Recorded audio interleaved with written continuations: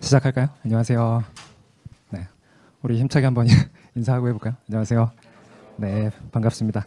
자, 여러분들 이제 재시생, 네이밍이 재시생 미시경제학이죠. 그래서 초시생도 있을 수 있는데 우리 초시생 기본반 학생들도 좀 껴있긴 하지만 재시생을 대상으로 하고 있어요. 일단 OT를 간단하게 좀 해보면 작년 객관식 OT랑 거의 똑같은데 회계사 경작이 여러분들 입장에 있어서 약간 계륵 같죠. 그래서 왜 계륵 같냐면 왜 계륵 같아요? 또 버리기는 1차에서 80점 정도 차지를 하고 대신 또 어렵다. 경우에 따라서는 1차 과목 중에서 뭐 가장 어려운 과목이 경제이기도 하잖아요. 그렇죠? 그래서 이제 버리기는 버릴 수는 없고 또 하자니 2차에도 없는데 어디까지 열심히 해야 되는가 좀 계륵 같죠. 이제 앞서 말씀드린 것처럼 좀 어렵게 출제되는 해에는 합격자 평균이 몇 점이었어요? 한 40점대. 여러분들은 지금 80점으로 조정된 시험을 볼 건데 그때 당시 100점 만점일 때 40점 뭐 중반쯤 그게 이제 합격자 평균이었어요. 그렇기 때문에 상당히 이제 어렵게 나오면 뭐 답도 없는 그런 과목이긴 하죠. 그래서 답 없는 과목을 가르치고 있는 강사인데 여튼 그러면 이제 어떻게 대비를 해야 되는가 했을 때 이제 초시생과 재시생 좀 전략이 다를 텐데 여러분들은 대부분 재시생일 테니까 이제 어떻게 가져갈 거냐 경작을. 그래서 이제 재시생 같은 경우는 보통 지금 동차반이 거의 끝났죠, 그렇죠? 그래서 이제 동차반 끝나가지고 2차 과목들 열심히 했을 거고 그 사이에 우리 1차 과목인 경작은 많이 잊어버렸을 테니까 이제 진행을 어떻게 할 거냐면 여러분들 교재는 다 가지고 있죠? 그래서 교재에 대해서 좀 설명을 드리면 교재 안 가지고 계신 분은 없겠죠, 그렇죠? 그래서 이제 작년에 출간된 교재고 그리고 이제 아무데나 펴보시면 보통 왼쪽이 개념이 간단하게 정리가 되어 있고 오른쪽이 관련 문제들이 좀 수록되어 있어요. 그래서 이제 개념이 간단하게 왼쪽 페이지에 정리되어 있고 오른쪽이 문제인데 문제는 뭐가 있냐 했을 때 기출 문제만 있어요. 어떤 기출? 우리 회계사 기출만 수록되어 있다. 그래서 대략적으로 한 20년 정도 갖고 왔고 너무 겹치거나 혹은 너무 올드하다 싶은 거는 좀 빼고 다 수록했다. 다만 작년에 출간된 거니까 언제 문제는 없겠어요? 2025년도 문제는 없겠죠? 그래서 2025년도 문제만 없고 다만 제가 이제 강의 중에 올해 이 부분에서 한 번 더 나왔다 이런 식으로 추가적으로 설명드릴 거예요. 2025년을 제외하고 이제 약 20년 정도의 기출 문제를 가지고 있다. 다음으로 이제 난이도가 표시가 되어 있는데 이제 문제 보시면 문제 밑에 문제 넘버링 밑에 동그라미가 있어요. 그래서 동그라미가 하나 있으면 기초 문제, 기초 혹은 기본 문제. 그리고 동그라미가 2개 있으면 응용 문제. 이제 동그라미가 3개 있으면 무슨 문제? 헬 문제, 헬 난이도다. 그래서 헬 난이도 문제가 많이 나오면 그때 아까 말씀드린 것처럼 합격자 평균이 한 40점대가 나오게 되는 거죠. 근데 이제 올해도 사실 2025년도에 치러졌는데 저는 개인적으로는 80점으로 좀 조정되면서 난이도가 좀 쉽게 출제되지 않을까라고 예측했는데 전혀 그렇지 않고 여전히 어렵게 출제가 됐었죠. 그래서 이제 거기에 대해서 어떻게 대응해야 되는가 이제 곧 말씀드릴 거고 여튼 난이도를 이런 식으로 표시를 했다.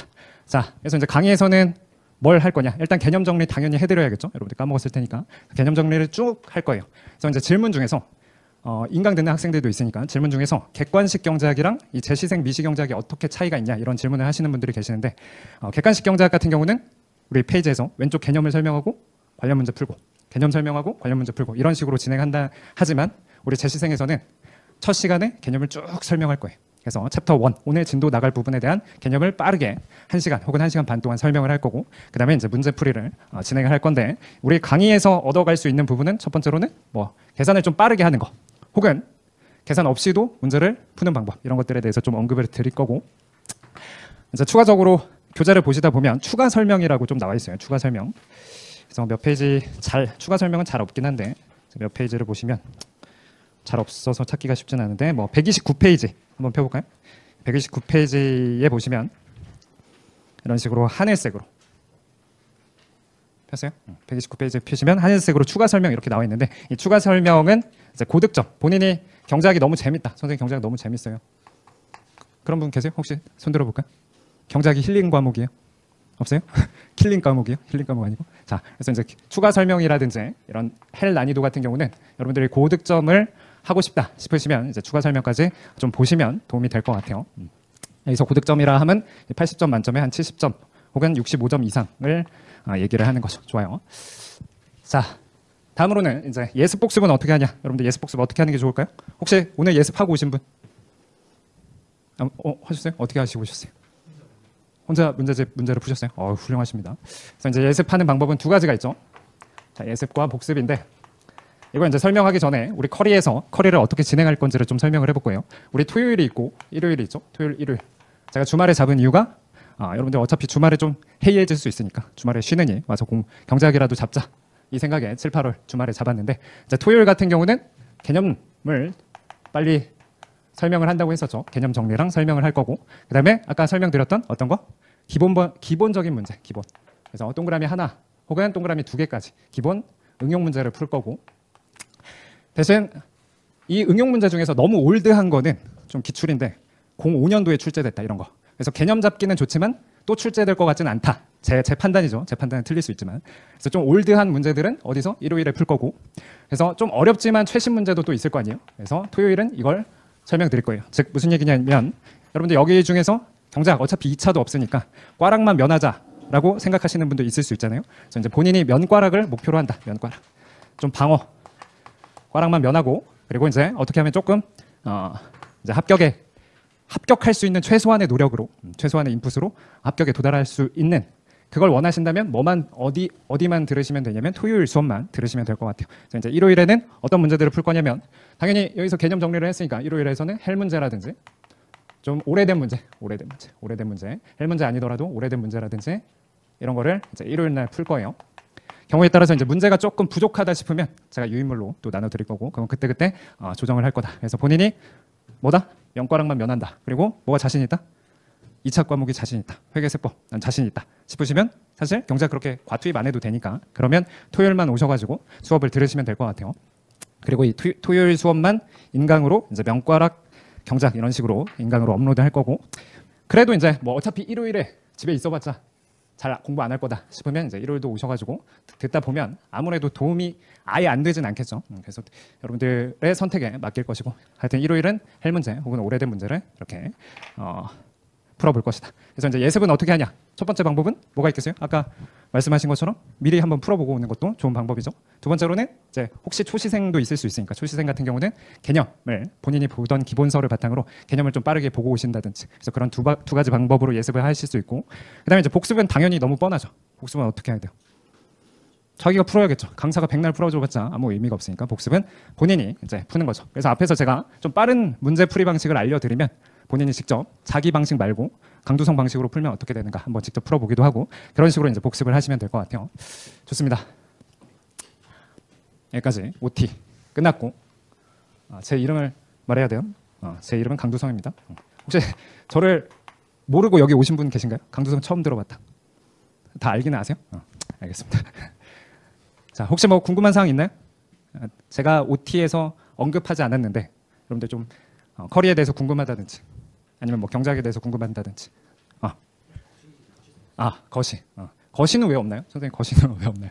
그래서 이거 제가 OT 영상에서 찍긴 했는데 친구가 OT를 안 보긴 했네요. 선생님 왜 제시생 미시인가요? 제시생 거시는 어디 갔어요? 제가 생각했을 때는 거시는 시험 직전에 해도 된다고 생각이 들어요. 미시는 시험 직전에 해도 시험 직전에 하면 약간 늦는 감이 있고 그래서 미시와 거시의 어떤 차이점이 좀 있죠. 그래서 미시 같은 게 약간 더 수학 같은 느낌이잖아요. 그렇죠? 여러분들 중고등학교 때 수능 한 달 전부터 수학한다고 돼요? 안 돼요? 안 되기 때문에 그래서 미시를 미리 하는 측면도 있고 그리고 상대적으로 이제 휘발성도 어떻다? 제가 생각했을 때는 여러분들이 어떻게 느낄지 모르지만 상대적으로 거시에 비해서 휘발성도 작고 그리고 이제 미리 해놓는 게 도움이 된다고 생각해서 미시는 미리 하지만 이제 거시는 딱히 객관식 경제학이랑 차이도 없고 제시생이라고 해서 또 다르게 가르칠 필요도 없고 추가적으로 미리 한다고 해서 별로 이득이 저는 없다고 생각이 들어서 견해가 달릴 수 있죠. 그래서 혹시 거시를 원하시면 제 작년 거시 강의를 활용해 주시면 인강을 활용해 주시면 좋을 것 같습니다. 네. 안 본 사이에 장사꾼이 다 됐죠? 좋습니다. 또 질문 없으세요? 좋습니다. 그러면 이제 본격적으로 진행해 보도록 합시다. 그래서 이제 내용을 쭉 한번 리뷰를 해볼 거예요. 여러분들 오후 수업 괜찮아요? 괜찮죠? 주말 오후. 그래서 내용을 쭉 한번 보도록 합시다. 자, 이제 PPT 혹은 빔은 어떻게 구성되어 있냐면 여러분들 여기가 소 제목이에요. 즉 챕터 1 우리가 수요와 공급에 대해서 살펴볼 거고 그래서 소 제목으로서 1.1 수요에 대해서 살펴본다. 그다음에 이제 페이지와 이렇게 이제 음영 처리된 거는 여러분들 6페이지에서 각각 박스가 있잖아요. 그렇죠? 그러니까 박스마다의 소제목이 있을 것이고 그 소제목을 제가 음영 처리를 좀 했으니까 뭐 인강 듣는 분들도 마찬가지로 PPT가 그렇게 구성되어 있다. 그다음에 얘는 더 소제목, 즉 1.1.1에 대응된다. 그렇게 이제 보시면 될 것 같아요. 좋습니다. 바로 진행해 봅시다. 뭐 여러분들 수요 함수 다 알죠? 함수는 뭐죠? 인과관계. 함수는 인과관계다. 그래서 수요에 영향을 주는 거. 그래서 X제 수요에 영향을 주는 요인들 뭐가 있냐? 뭐가 있어요? 당연히 그 재화 가격이 있고 다른 재화 가격이 있고 그다음에 소득이 있고. 그러면 인과관계에서 중요한 건 뭐죠? 인과관계에서 중요한 건 방향성이고, 그렇죠? 방향성이 중요하고 우리가 가격이 상승하면 수요는 줄고 가격이 하락하면 수요는 늘기 때문에 그래서 항상 그 재화 가격과 수요 간에는 음의 관계가 있다. 이렇게 알고 있고, 자 다른 재화 가격과는 수요는 어떤 관계가 있냐 했을 때 그 다른 재화가 어떤 재화냐에 따라서 달라진다고 했었죠. 그래서 이제 Y제와 X제가 보완 관계면 어떻게 되고 Y제와 X제가 대체 관계면 어떻게 되냐. 그래서 Y제가 X제의 보완제라고 했을 때는 어떻게 돼요? 빵 가격이 상승하면 빵 덜 먹으면서 커피를 덜 먹으니까 빵 가격이 상승했을 때 커피를 덜 먹게 되니까 보완 관계에서는 어떻게 움직여요? 마이너스 음의 관계가 있는 거고, 반면에 대체 관계에서는 양의 관계가 있죠. 돼지고기 가격 상승하면 돼지고기 가격 상승하면 그 돈 주고 돼지고기 먹느니 소고기 먹겠다. 그래서 소고기 수요가 느는 것처럼 대체 관계에서는 이렇게 양의 관계가 있고, 그다음에 이제 소득에 대해서는 그 재화가 정상제인지 열등제인지에 따라서 다르죠. 정상제라면 소득이 증가할 때 수요가 늘어나니까 같은 방향으로 움직인다.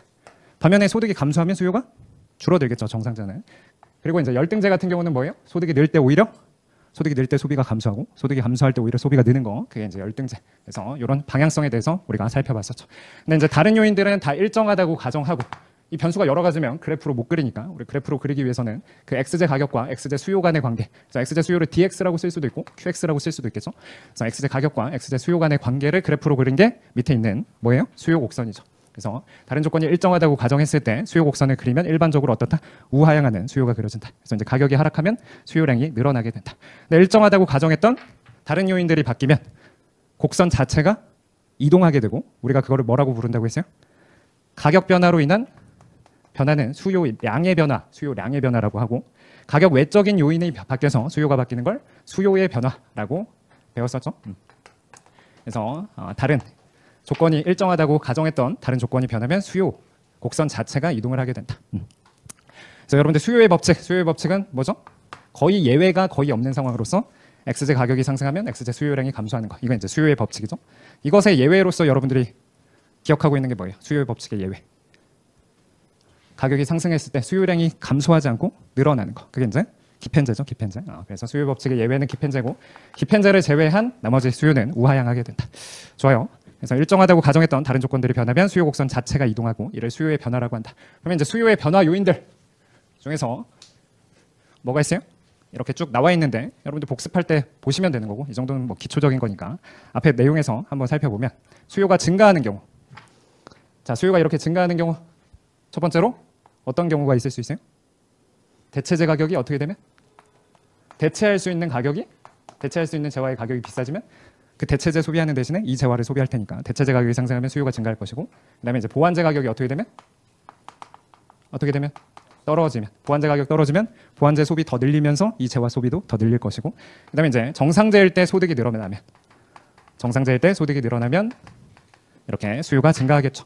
아주 기본적인 거. 그래서 아무리 까먹었어도 이 정도는 기억나실 거고, 복습할 때 이쪽은 보시면 될 것 같고, 자 다음으로 이것도 설명드렸죠. 그래서 이제 수요가 증가하면 방금 설명한 것처럼 수요가 증가하면 어디로 이동하고? 오른쪽 혹은 바깥쪽으로 이동하고, 뒤집어서 수요가 감소하면 어디로? 왼쪽 혹은 안쪽으로 이동한다. 기본적인 거죠. 그래서 여기 정리되어 있어요. 여기 수요가 감소하는 경우에 대해서 아까 제가 수요가 증가하는 경우를 설명드렸는데, 그럼 반대로 수요가 감소하는 경우는 화살표만 뒤집어서 파악하시면 되겠죠. 좋아요. 자 이제 문제 좀 이따 풀 거고, 다음으로 우리가 수요, 전체 시장 수요와 개별 수요 간의 관계를 배웠었죠. 그래서 당연한 얘기가 개별을 합해야 전체 시장 수요가 될 텐데, 이거를 우리는 그래프적으로 표현할 때는 어떻게 표현했냐면 개별 수요를 어떻게 합한다? 합하는데 어떻게 합한다? 수평합해서 개별 수요를 수평합해서 시장 수요를 도출을 한다. 그래서 이렇게 개별 수요를 소문자 D라고 표현해 보면 뭐 A의 수요, B의 수요를 합하면 전체 시장 수요가 된다. 이렇게 쓸 수가 있겠죠. 그래서 이제 간단한 예를 들어보면 소비자 A, B 둘만 존재하고 각각 A와 B의 수요가 다음과 같다고 하면 전체 시장 수요는 어떻게 된다는 거예요? 이 둘을 합해서 구할 수가 있다는 거죠. 그래서 6 빼기 P 더하기 3 빼기 0.5P 하면 어떻게 돼요? 두 개를 더하면 9 빼기 1.5P, 9 빼기 1.5P가 되겠죠. 그래서 그다음에 얘를 더하면 9가 되는 거고, 그다음에 마이너스 P 마이너스 0.5P 하면 마이너스 1.5P. 그래서 시장 수요 함수는 이렇게 단순하게 구할 수 있다. 근데 이제 수요 구하는 건 단순한데 그래프로 그리는 건 그래도 조금 헷갈리는 이유가, 왜 헷갈려요? 그래프로 그릴 때 우리 미시경제학에서 항상 헷갈리게 만든 이유의 근본은 원인이 어디 있기 때문에, 우리 보통은 원인이 X축에, 결과가 Y축에 있었지만 수요 곡선 같은 경우 원인이 Y축 혹은 수직축에 있고 결과가 수평축에 있으니까 그래서 조금 헷갈리는 거죠. 지금 무슨 얘기냐면 수요 함수가 이렇게 주어져 있다. A의 수요가 이렇게 주어져 있다. 그러면 얘를 뭐 A의 수요라고 해서 DA라고 쓸 수도 있고 A의 수요량이라고 해서 QA라고 쓸 수도 있는 거죠. 똑같은 거죠. 이거를 즉각적으로 그래프를 그릴 수 있는 사람도 있지만 그게 즉각적으로 안 되면 얘를 P에 대해서 정리해야 되는 거죠. 그래서 P는 6-QA 해서 걔를 그래프로 그리면 절편이 6이고 기울기가 마이너스 1인 이런 수요가 등장하게 되는 거고, 그다음에 이제 B의 수요가 이렇게 있다고 하면 역시 B의 수요를 DB라고 쓸 수도 있지만 QB라고 쓸 수도 있겠죠. 그래서 3 빼기 0.5P 이렇게 쓰면 얘를 그래프로 그리기 위해서 P에 대해서 정리하면 P는 어떻게 돼요? 어떻게 되죠? 넘겨가지고 6 빼기 2Q 이렇게 되는 거죠. 그렇죠? 그러면 이제 얘를 그래프로 그리면 절편이 6이고 기울기가 마이너스 2인 이런 수요가 그려지는 거죠. 그래서 이제 간단하게 자 가격이 2일 때 A는 얼마큼 소비하고, 가격이 2일 때 A는 4개 소비하고, 가격이 2일 때 B는 2개 소비하니까 가격이 2일 때 전체 수요는 4 더하기 2해서 6이 되겠죠. 그래서 그거를 그래프로 표현해 보면 가격이 2일 때 A는 4개 소비하고 B는 2개 소비하니까 전체 시장 수요는 6개가 될 것이다. 즉 기하학적으로 표현해 보면 특정 가격하에서 A의 수요와 B의 수요를 합한 거니까 어떻게 합한 거예요? 수평합한 거죠. 그래서 시장 전체 시장 수요는 개별 수요를 수평합해서 도출을 할 수 있다. 좋아요. 자, 다음으로 뭐 한 번쯤은 들어보셨을 텐데 이제 수요 함수와 역수요 함수는 엄밀하게는 좀 다르긴 하죠. 즉 무슨 얘기냐면 방금 도출한 시장 수요, 그래서 전체 시장 수요가 9-1.5P니까 시장 수요 QD는 9-1.5P 이렇게 쓰면 얘는 뭐다? 수요 함수다. 수요 함수. 즉 Q를 P에 관한 함수로 쓰는 거. 수요량은 가격에 대해서 영향을 받을 테니까 Q를 P에 관한 함수로 쓰는 게 수요 함수고, 그럼 뒤집어서 어떻게? P에 대해서 정리하면, 여러분들 이제 P에 대해서 정리하면 어떻게 돼요? 역시 한번 또 연습해 보면 넘기면 1.5P 9 빼기 Q가 되니까 P에 대해서 정리하면 6 빼기 1.5분의 1Q. 그래서 이 P에 대해서 정리하면 6 빼기 1.5분의 1 혹은 3분의 2Q 이렇게 쓰는 게 뭐예요? 얘가 이제 역수요 함수가 되는 거죠. 그래서 이제 그래프로 그리기 위해서는 P에 대해서 정리하는 게 편한데 P에 대해서 정리한 얘를 역수요 함수, Q에 대해서 정리한 걸 수요 함수. 기억나시죠? 좋아요. 다음으로 이제 5번 이따 문제 풀어보고 이제 탄력성으로 넘어갑시다. 탄력성. 자, 탄력성은 뭐였죠? 탄력성 미시도 나오고 거시도 나오고 뭐였어요? 변화량분의 결과. 가격이 얼마큼 변했을 때 위에가 얼마큼 변하는가. 이제 수험생들이 다 조각조각 나 있죠, 개념들이. 좋아요, 다 알고 있어요. 자, 그래서 이제 수요의 가격 탄력성이라고 해서 우리가 보통 A의 비탄력성이라고 표현하는데 B가 원인이고 A가 결과죠. 가격이 바뀌었을 때 결과가 혹은 수요가 어떻게 민감하게 반응하는가. 그래서 이제 탄력성은 항상 원인 변화율, 원인이 가격이니까 원인 변화율분의 결과 변화율. 이게 모든 탄력성이 이렇게 정의가 되어 있죠. 원인의 변화율분의 결과의 변화율. 그러면 이 탄력성을 우리가 해석해 보면 여러분들 탄력성이 2이다. 그러면 이건 무슨 얘기예요? 탄력성이 2이다 하면 원인이 가격이, 수요의 가격 탄력성이 2이다. 가격이 1% 변하면 수요량은 몇 퍼센트 변한다? 2% 변한다. 이게 이제 탄력성이 2라는 의미죠. 근데 이제 탄력성에는 사실은 원래는 뭐가 중요해요? 부호가 원래는 중요해요. 탄력성에서 부호가 왜 중요해요? 탄력성에서 부호가 왜 중요한지는 제가 인과관계에서 뭐가 중요하다고 했었죠? 방향성이 중요하다고 했었잖아요. 그래서 같은 방향으로 움직이면 탄력성이 양의 값으로 나올 것이고 반대 방향으로 움직이면 얘가 증가할 때 얘가 감소하면 탄력성이 원래 음수로 나오는 건데, 수요의 가격 탄력성은 아까 수요의 법칙을 만족하면, 즉 기펜제를 제외하고는 다 가격이 상승하면 수요는 감소하고 가격이 하락하면 수요가 증가할 테니까 무조건 요거랑 요것은 반대로 움직이게 돼서 무조건 마이너스가 나온다는 거죠. 그래서 정의 자체를, 여기 여러분들 하나 빠지긴 했는데, 정의 자체를 수요의 가격 탄력성은 항상 어떻게 붙여서 정의한다? 마이너스를 붙여서 정의하거나 어떤 방식도 있어요. 절대값을 붙여서 정의할 수도 있겠죠. 좋아요. 그러면 이제 가격 변화율은 쓰면 어떻게 되죠? 가격을 프라이스라고 하고 변화분은 델타 P. 원래 값으로 나누면 걔가 변화율. 그래서 이제 가격 변화율은 P분의 델타 P. 그다음에 수요량 변화율은 변화분은 델타 Q고 걔로 Q로 나눴으니까 얘가 수요량의 변화율이 되는 거죠. 물론 여기 항상 마이너스를 붙여서 이렇게 정의를 한다. 이렇게 이 식을 쓰는 이 식을 쓰는 경우도 있지만 우리 회계사에 한해서는 어떤 식을 더 많이 써요? 뒤에 버전을 더 많이 쓰죠. 그래서 이걸 좀 조정해 보면 어떻게 돼요? 뒤에 나와 있는 것처럼 델타 P, 델타 Q, 그다음에 Q분의 P 요 식이 등장하게 되는 거죠. 그러면 요거는 뭐랑 관련 있는 거예요? 요건 미분과 관련 있는 거고, 미분과 관련 있는데 미분은 여러분들 기울기잖아요, 그렇죠? 그래서 기울기랑 관련이 있는데 이것도 이제 기울기가 아니고 어떻게 배웠어요? 기울기의 역수라고 배웠죠. 왜냐하면 마찬가지로 원인이 여기 있으니까. 그래서 P를 Q로 미분한 거, PQ 평면이기 때문에 P를 Q로 미분한 게 아니고 Q를 P로 미분한 거니까 기울기의 역수라고 배웠을 거예요. 그래서 이쪽 부분이 밑에 나와 있는 것처럼 다음 페이지에 나와 있는 어디 나와 있지? 어디 나와 있지? 안 나와 있네. 안 나와 있으면 쓰면 되죠. 그래서 얘가 뭐죠? 얘가 기울기의 역수다. 기울기의 역수. 기울기의 역수. 기울기의 역수가 되는 거죠. 기울기의 역수고 이쪽 부분이 뭐죠? 특정 점의 위치를 나타낸다고 했었어요. 특정 점의 위치. 그 Q값과 P값이 얼마냐? 특정 점의 위치를 나타낸다고 했었죠. 밑에 줄글로 서술되어 있는 건 아까 제가 설명드린 거죠. 수요의 법칙에 따르면 가격이 상승하면 수요량이 줄어들고 가격이 하락하면 수요량이 늘어난다. 식으로 표현해 보면 가격이 상승하면 가격의 변화분은 플러스, 수요량이 감소하면 수요량의 변화분은 마이너스. 그래서 이게 음수가 나오니까 그때도 얘가 음수.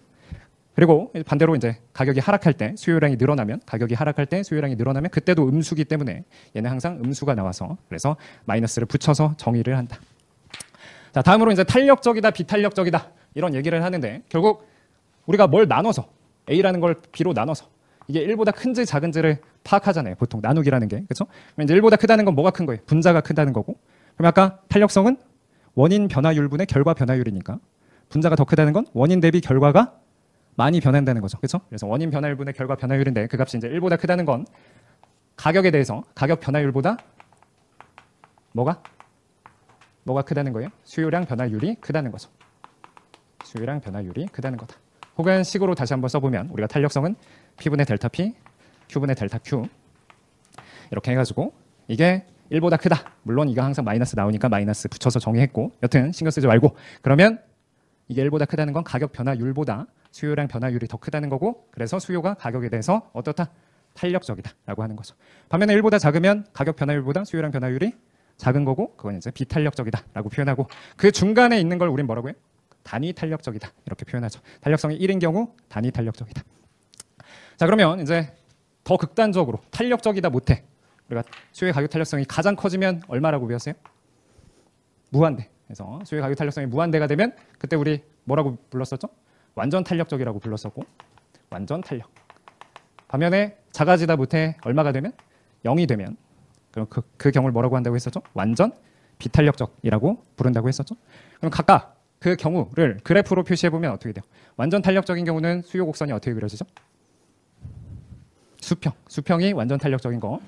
반면에 수직이 완전 비탄력적이다. 직관적으로 말하면 수요가 수직선이라는 건 뭐예요?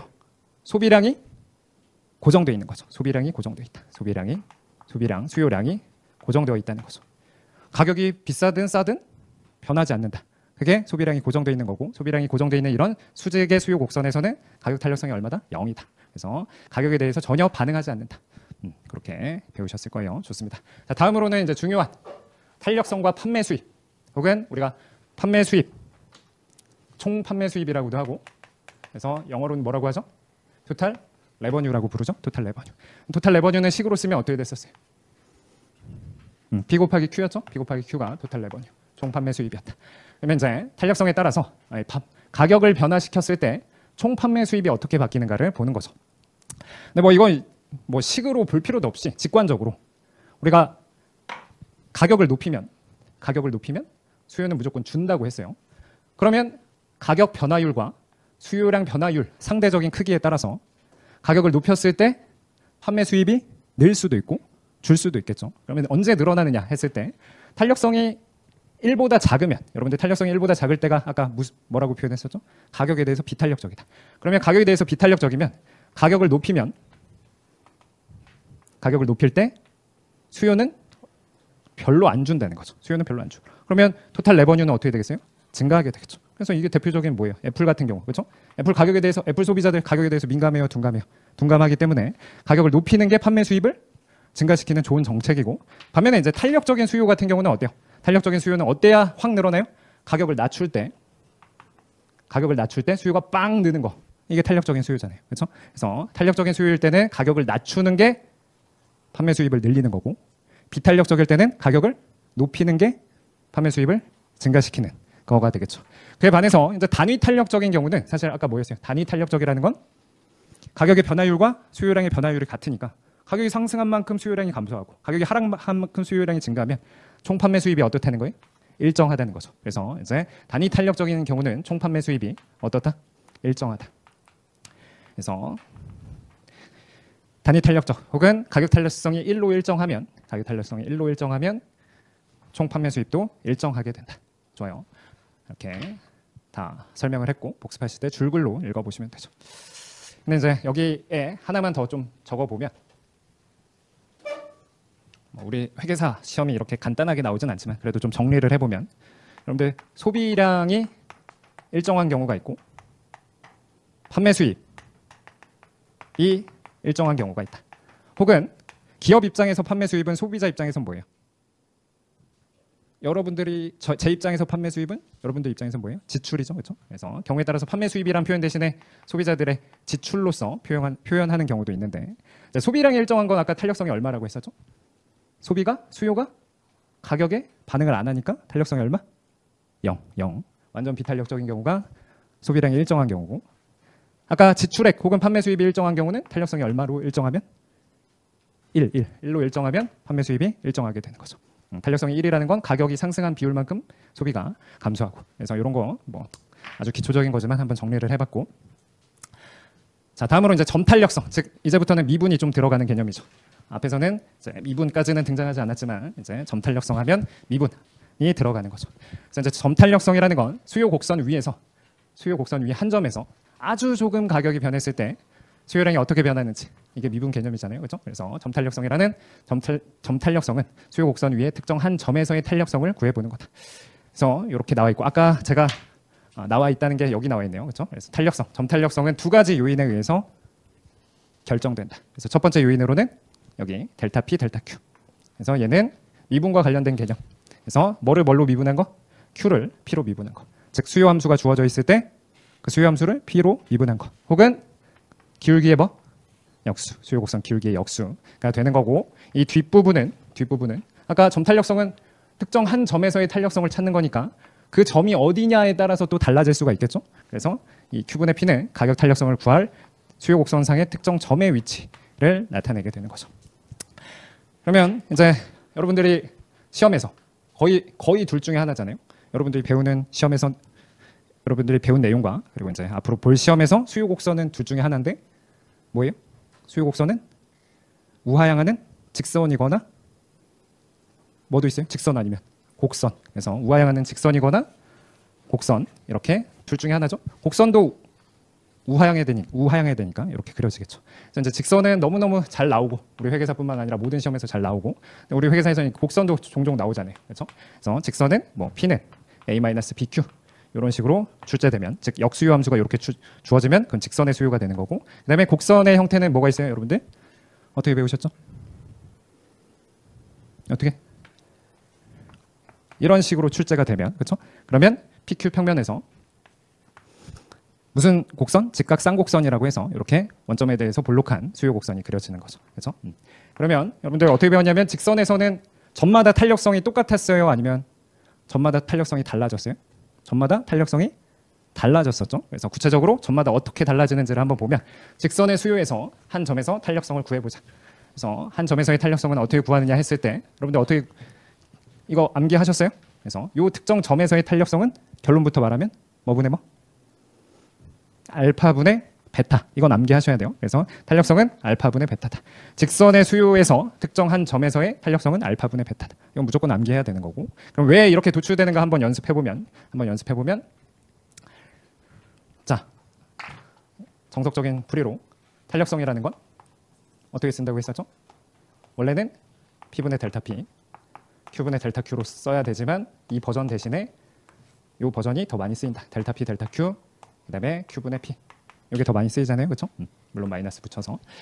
자, 그러면 아까 뭐라고 했냐면 얘는 수요 곡선 기울기의 역수라고 했어요. 여러분들 수요 곡선 기울기를 여기 나와 있는 알파, 베타, 감마 가지고 표현해 보면 어떻게 돼요? 수요 곡선의 기울기는 알파를 뭘로 나누면 밑변, 높이를 밑변으로 나누면 기울기잖아요. 그렇죠? 그래서 알파를 감마로 나누면 수요 곡선의 기울기고 얘는 기울기의 역수니까 어떻게 되는 거예요? 알파분의 감마. 물론 수요 곡선 기울기는 마이너스니까 여기 마이너스 붙여서. 그럼 마이너스 생략돼서 플러스가 될 것이고. 그다음에 이제 특정 점의 위치라고 했으니까 요 점에서 p 값이 얼마고 베타고 q 값이 얼마고 감마니까 p 자리에 베타 넣고 그다음에 q 자리에 뭐 감마 넣으면 뭐가 약분돼서 이렇게 약분되고 마이너스 상쇄돼서 직선의 수요에서는 특정 한 점에서의 수요의 가격 탄력성은 무조건 어떻게 구한다? p축 절편, 수요 곡선의 p축 절편으로부터 여기 길이 알파, 베타에서 알파분의 베타로 구한다. 그러면 당연히 이렇게 구하면 점이 달라지면 이 값이 달라질 테니까 수요의 가격 탄력성이 달라지게 되겠죠. 좋아요. 그래서 이렇게 되는데 정리해보면 사실 중점에서는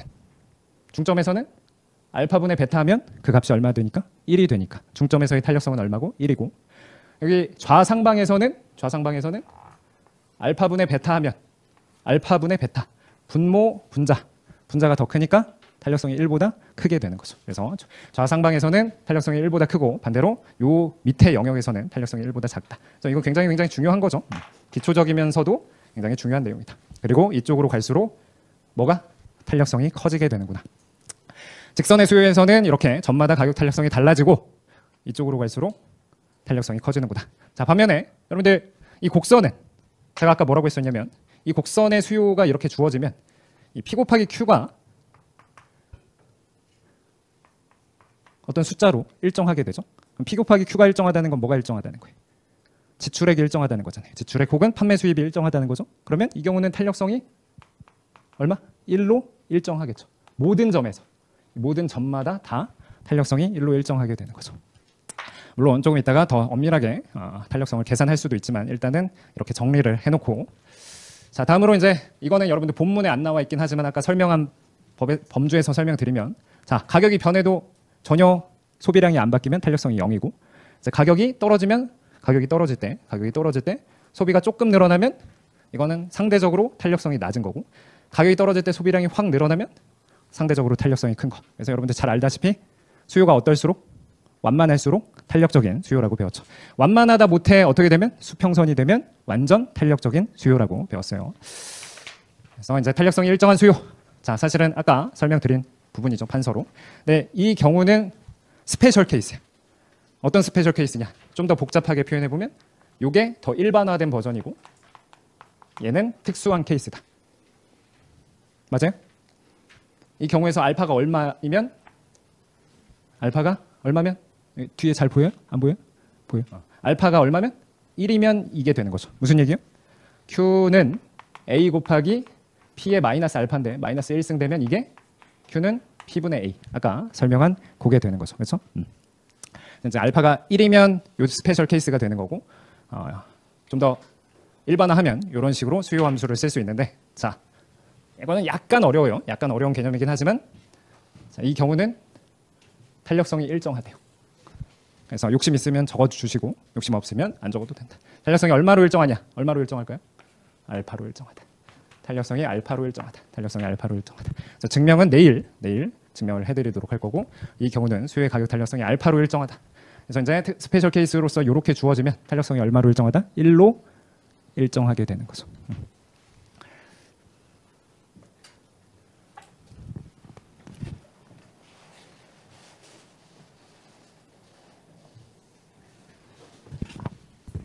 자, 그래서 증명은 내일 좀 해보도록 하고 자 다음으로 이제 소득 탄력성 있죠. 가격 탄력성 있으면 소득 탄력성 있다. 다시 한번 떠올려 보면 우리가 수요 함수가 있는데 자, 이제 x제에 대한 수요가 아까 영향을 주는 게 x제 가격 그리고 다른 제와 가격 그리고 소득이다. 그래서 처음 본 게 자 x제 수요가 가격에 대해서 얼마큼 민감한가 그게 이제 수요의 가격 탄력성 가격이 1% 변하면 수요가 몇 프로 변하는가. 자 다음으로는 이제 소득 탄력성이라고 해서 이제 소득이 1% 변했을 때 수요가 얼마큼 변하는가. 소득 탄력성 보면 그 다음에 볼 건 뭐겠어요? 교차 탄력성이라고 해서 다른 재화 가격이 1% 변하면 또 수요가 얼마큼 변하는가. 그래서 각각 인과관계에 대한 변화를 이제 탄력성으로 배우는 거죠. 그래서 수요의 소득 탄력성이란 소득이 1% 변했을 때 수요가 몇 % 변하는가. 자, 근데 여기서는 뭐가 중요하냐면 뭐가 중요하대요? 부호가 중요하다. 부호가 중요해서 0을 기준으로 0보다 크다. 소득 탄력성이 0보다 크면 소득이 늘 때 수요가 느는 거니까 그게 무슨 제와? 정상제. 그리고 반대로 소득 탄력성이 0보다 작으면 소득이 늘 때 수요가 감소하니까 그건 열등제. 그래서 0을 기준으로 한번 나누고 또 아까 가격 탄력성이 1을 기준으로 나눴던 것처럼 소득 탄력성도 1을 기준으로 또 한번 나눈다. 왜 1을 기준으로 나눠요? 1보다 크다는 건 뭐보다? 소득의 변화율보다 수요의 변화율이 더 큰 거니까. 그래서 소득에 대해서 탄력적인 재화를 우리는 그냥 사치제라고 이름을 붙인 거예요. 경제학에선 소득에 대해서 탄력적인 재화를 사치제. 반면에 소득이 늘 때 소비가 늘기는 하는데, 소득이 증가할 때 소비가 늘기는 하는데 조금 느는 거, 그런 재화를 우리는 뭐라고 표현하는 거예요? 필수제. 소득이 증가하면 소비가 늘기는 하는데 소득 변화율만큼 늘지는 않는 재화를 필수제라고 한다. 역시 복습할 때 보다 엄밀하게 이제 식 가지고 표현해 보면 이렇게 표현할 수 있다. 자, 다음 이제 수요의 교차 탄력성. 자, 교차 탄력성은 뭐죠? 이제 교차 탄력성은 사실 두 가지가 있을 수 있죠. 자, x제랑 y제가 있다고 하면, 자, x제 수요가 y제 가격에 얼만큼 민감하게 반응하는가, 그것도 있을 수 있지만 뒤집어서 뭐도 있을 수 있어요. 이 y제 수요가 뭐에? x제 가격에 또 얼만큼 민감하게 반응하는가, 얘도 있을 수는 있겠죠, 그렇죠? 근데 이제 간단하게 보통 항상 주인공은 누구니까? x제가 보통 주인공이니까. 자, 이제 x제 수요가 y제 가격에 얼만큼 민감하게 반응하는가. 그래서 y제 가격에 대한 x제 수요의 교차 탄력성. 그래서 교차 탄력성은 보통 이렇게 쓰죠. 그래서 y제 가격 변화에 대해서 x제 수요가 어떻게 민감하게 반응하는가. 그래서 표현해 보면 y제 가격이 1% 변할 때 x제 수요량이 몇 % 변하는가. 여기도 역시 뭐가 중요하다? 부호가 중요하다. 왜? 아까 설명드린 것처럼 y제 가격이 상승했을 때 x제 수요가 늘어나면 그건 무슨 관계? 두 재화가? y제 가격이 상승하면, 이게 진짜 헷갈리죠? y제 가격이 상승하면 x제가, 돼지고기 가격이 상승하면 소고기 수요가 는다. 돼지고기랑 소고기는 대체제. 그래서 대체제일 때, 두 재화가 대체 관계일 때 교차 탄력성은 양수가 될 것이고, 반대로 빵 가격이 상승하면 빵 소비 줄이면서 커피 수요도 준다. 그럼 커피랑 빵은 보완 관계. 이제 저는 어떻게 외웠었냐면 학부 때, 저도 학부 시절이 있을 거 아니에요, 그렇죠? 학부 때 외우세요. 하여튼 어떻게 외웠었냐면, 우리 가격 탄력성은 원래 항상 음수라고 했었잖아요. 그럼 보완제도 같이 소비하는 거니까 그 재화가 그 재화 가격의 음의 방향으로 움직이는 것처럼 보완제 가격에 대해서도 항상 음으로 움직인다. 그렇게 기억하면 좀 더 직관적일 거예요. 여튼 그래서 이제 교차 탄력성을 바탕으로 이제 두 재화 간의 관계를 나타낼 수 있고, 그래서 이제 아까 교차 탄력성은 어떻게 쓰는 거냐면 y제 가격 변화율분의 x제 수요 변화율, 이렇게 돼서 다시 한번 연습해 보면 y제 가격이 상승하면 얘가 플러스, y제 가격의 변화분이 플러스가 되는 거고, 그때 x제 수요가 감소한다는 건 변화분이 마이너스. 그럼 이 부호가 수요의 교차 탄력성이 마이너스가 나오겠죠. 그러면 이때 수요의 교차 탄력성이 마이너스이면 보완 관계다. 반면에 이제 대체 관계 설명 꼭 안 해도 되겠죠. 그러면 이제 아까 교차 탄력성이 0보다 크면 무슨 관계? 대체 관계. 0보다 작으면 보완 관계. 그러면 그 사이에 0도 있을 수 있잖아요. 그래서 교차 탄력성이 0이라는 건 뭐예요? 다른 재화 가격이 바뀌어도 x제 수요가 바뀌지 않는 경우. 그래서 그걸 우린 뭐라고 표현해요? 독립관계라고 표현하죠. 독립관계. 그래서 교차 탄력성이 0이 되는 경우는 두 재화는 독립관계에 있다. 여러분들 나중에 배우는 2장 소비자 이론에서 배우는 굉장히 중요한 효용함수의 수요함수. 어떤 효용함수의 수요함수가 이래요? 경제학에서 제일 중요한 함수가 뭐예요? 콥더글러스죠, 그렇죠? 미시거지 통틀어서 그래도 한 5문제씩은 나오잖아요, 그렇죠? 이제 뒤에서 콥더글러스 효용함수의 수요함수를 나중에 보면 이렇다. 그래서 한번 페이지 적어 보면 몇 페이지쯤에 있으려나? 63페이지를 한번 보시면 x제 수요에 y제 가격이 영향을 주지 않는다. x제 수요에 y제 가격이 영향을 주지 않는다. 그거 나중에 보도록 하고, 자 이제 공급의 가격 탄력성. 자, 수요의 가격 탄력성 똑같이 공급의 가격 탄력성이 있고, 공급의 가격 탄력성은 가격이, 원인인 가격이 1% 변하면 결과인 공급량이 몇 % 변하는가. 그래서 역시 똑같죠. 가격 변화율분의 공급량 변화율. 그래서 뭐만 달라요? 앞에 수요의 가격 탄력성과 차이는? 아까 수요는 여기 뭐 QD 써준 거고, 그것도 귀찮으면 안 쓰는 경우도 있잖아요. 그렇죠? 반면에 공급은 이제 서플라이니까 QS 써준 것 차이이고 그래서 이거 빼고는 다 똑같다. 자, 여기도 마찬가지로 수요의 가격 탄력성이 1보다 크면 탄력적이라고 했던 것처럼 공급도 똑같죠. 그래서 1보다 크면 탄력적, 1보다 작으면 비탄력적, 1이면 단위 탄력적. 똑같고 그러면 이제 역시 공급 곡선도 직선의 경우를 생각할 수 있는데 우리 직선의 공급 곡선은 세 가지 형태가 있을 수 있대요. 직선의 공급 곡선은 세 가지 형태가 있을 수 있대요. 어떻게 세 가지죠? P축절편에서 뚫고 올라가는 경우. 또 뭐가 있을 수 있어요? 그다음에 이렇게 원점에서 뚫고 올라가는 경우가 있을 수 있고 마지막으로는 Q축절편에서 뚫고 올라가는 경우가 있을 수가 있겠죠. 이제 사실 저는 명가락만 할 거예요 하면 뭐만 기억하면 되냐면 얘만 기억하면 되죠. 그래서 원점에서 뻗어져 나가는 직선의 공급 곡선은 점의 위치나 기울기에 상관없이 항상 공급의 가격 탄력성이 1로 일정하다. 그래서 원점에서 뻗어져 나가면 공급의 가격 탄력성은 1이다. 원점에서 뻗어져 나가면 공급의 가격 탄력성은 1이다. 최근에도 뭐 그런 이것만 알면 몇 페이지였죠?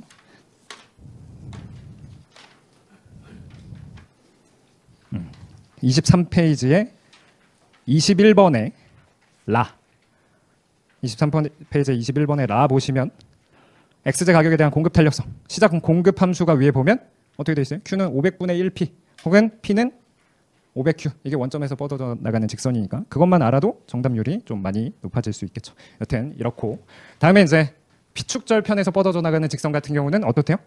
일단 항상 1보다 크대요. 여기서 뻗어져 나가면 항상 1보다 크다는 거죠. 항상 1보다 크다. 그래서 왜 그런가 한번 증명을 해보면 이건 왜 1로 일정하고 얘는 1보다 큰지 한번 증명을 해보면 어떻게 증명할 수 있어요? 자, 이 특정 점에서의 탄력성을 구해봅시다. 자, 그러면 역시 공급의 가격 탄력성도 똑같이 쓸 건데 이제 델타 P, 델타 Q 그다음에 Q분의 P 이렇게 쓴다. 그다음에 이제 공급의 가격 탄력성은 마이너스를 안 붙이고 왜냐? 양수니까, 그렇지? 그래서 이렇게 볼 수 있는데 자, 여기서 이제 정석대로 구하려면 이렇게 공급 함수, 즉 여기 절편이 얼마인 이런 역공급 함수죠, 사실은. 그래서 이런 공급 곡선이 있을 때 절편은 얼마예요? B가 되는 거고 기울기는 얼마예요? 기울기는 A가 되는 거죠. 좋아요. 그러면 여기 이거를 이제 아까 뭐라고 했냐면 수요의 가격 탄력성을 구할 때 얘를 기울기의 역수라고 했으니까 여기도 마찬가지로 기울기가 A면 기울기의 역수는 얼마예요? A분의 1이 되겠죠. A분의 1. 그 다음에 특정 점의 위치를 나타내는 건데 특정 점에 상관없이 P는 항상 AQ 플러스 B고 Q는 Q니까 정리하면 AQ 플러스 B. 이게 이제 요 위에서 특정 한 점에서의 공급의 가격 탄력성을 계산한 거죠. 여튼 1보다 크죠. 1보다 크다는 건 알았죠. 그래서 이렇게 구하실 수가 있다. 물론 구체적인 계산은 문제 풀면서 좀 더 해볼게요. 이게 약간 여러분들 사실 지금 약간 어려웠죠? 아니에요? 제 착각이에요? 착각이었다. 좋아요. 그래서 그렇고 마지막으로 사실 여기서 어디서? 수평축 Q축에서 뻗어져 나가는 공급 곡선 같은 경우는 항상 탄력성이 얼마보다 작다? 얘는 1보다 작다. 그래서 얘는 이제 증명해드리진 않을 건데 여기서 뻗어져 나가면 무조건 1보다 크고 여기서 뻗어져 나가면 무조건 1보다 작다. 이렇게 기억하시면 되는데 거기에 선생님 저는 고득점 하고 싶어요 하면 하나 더 기억하셔야 되는 게 이쪽으로 갈수록 이 경우는 항상 1보다 큰데 이쪽으로 갈수록 탄력성이 점점 작아지고 이건 반대로 이쪽으로 갈수록 탄력성이 점점 커진다. 직관적으로 설명해보면 여기는 요 점에선 탄력성 3, 요 점에선 탄력성 2, 여기선 1.5, 여기선 1.2, 여기선 1.1 뭐 이런 식으로. 그래서 탄력성은 항상 1보다 크지만 이쪽으로 갈수록 탄력성이 작아지는 거고 반면에 이 경우는 무조건 탄력성이 1보다 작지만 이쪽으로 갈수록 탄력성이 커진다. 그래서 예를 들어서 여기선 0.2, 뭐 여기선 0.5, 그다음에 여기선 0.8 이런 식으로 커지긴 하지만 절대로 1을 넘을 순 없게 된다. 그래서 그거까지 기억하면 이제 고득점 하려면 그거까지 기억하시고 아니면 3개만 기억하셔도 크게 지장은 없다. 좋습니다. 자 이제 균형 봐야 되는데 한 5분 정도, 7분 정도 쉬고 뒤에 내용 보도록 할게요.